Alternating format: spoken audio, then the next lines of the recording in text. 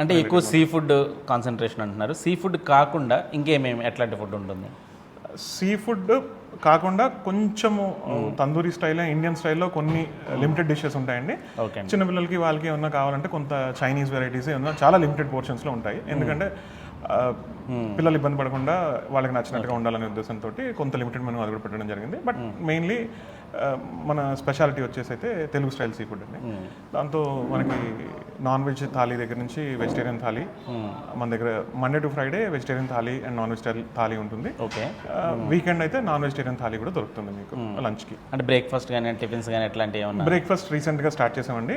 తెలుగు స్టైలే మన non veg breakfast ఉంటుంది, నాన్ వెజిటేరియన్. దానిలో మీకు chicken based, mutton based and చిట్రోయల్ తోటి ఉప్మా ఒకటి చేస్తామండి స్పెషల్ అది ఇక్కడ. సో చిట్రోయల్తో ఉప్మా అండి. అయితే నాన్ వెజ్ టిఫిన్స్ తినడానికి మళ్ళీ ఇంకోసారి తప్పకుండా రావాలి. ఇప్పుడైతే ఏం పెడుతున్నారు మాకు? ఇప్పుడు మీకు నాన్ వెజ్ థాలీ ఒకటి, వెజిటేరియన్లో వచ్చేసి వంకాయ పులావ్ ఒకటి, నాన్ వెజిటేరియన్లో వచ్చేసి మిక్స్డ్ మొగలై పులావ్, నెత్తళ్ళ వేపుడు అండ్ కొత్తిమీర తవా చేప ఇక్కడ మన దగ్గర బాగా స్పెషల్.